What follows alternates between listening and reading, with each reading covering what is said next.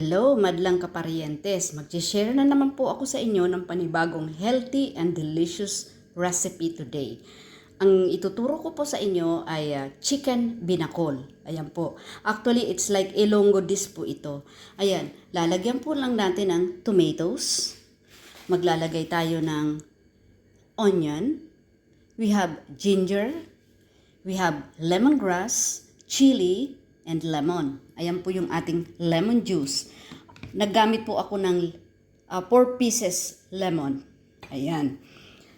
Actually po, sa pagluluto ko, hindi po ako gumagamit ng kahit anong extender sa pagluluto. Yan po ang pinakasikreto. Tinanggalan ko din po pala siya ng skin para mas healthier. Ayan. Sandali lang po. Imimix na po natin. Mix na po natin lahat ng mga ingredients, mga kaparientes.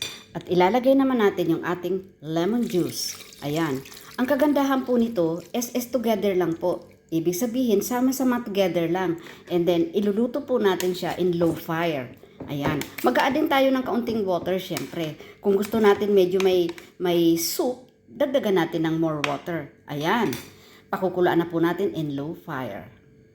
Ayan. Ang kagandahan po ng dish na to, very delicious po siya at nutritious. At wala kang ilalagay na kahit anong extender. Ayan. Damihan lang po natin yung ating mga ingredients para wala kayong idadagdag na kahit anong ingredients sa pagluluto. Ayan. Lalagyan natin ng more water if we wanted na maraming sabaw. And then kung hindi naman po ito and very healthy sa ating katawan. Kasi yung katas po ng ating mga ingredients, yun po ang magpapalasa sa ating chicken. Ng water. Depende na po sa inyo kung gaano kadami ang idadagdag natin. Normally po, pag ako, medyo dinadagdagan ko ng sabaw kasi gustong-gusto ko yung lasa ng lemongrass at the same time, yung lasa din ng ginger niya na nagsama-sama, ang aroma, masarap. Lang po ito, cook mga 40 minutes.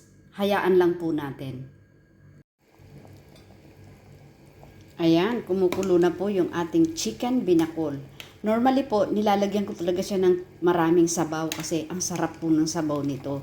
Dahil generous po yung ating mga ingredients na inilagay. Kaya lasang-lasa po. Ayan. In low fire lang. Ayan mga kaparientes. Natapos na po nating lutuin yung ating chicken binakol. Ayan. Very delicious and nutritious na naman po ang na-share ko sa inyo ngayon. Ayan. Sana po nagustuhan nyo. Thank you so much po. Maraming salamat po sa pagsama sa akin. Thank you. So, ayan, natapos na po nating lutuin yung ating chicken binakol from Iloilo. Dish from Iloilo. Ayan po. Napaka-delicious po nito and nutritious. At yung aroma po ng ating lemongrass, talagang nanunuot po siya. Thank you so much po. Maraming salamat po. Sana nagustuhan nyo yung aking i-share na menu for today. Thank you so much po. Maraming salamat.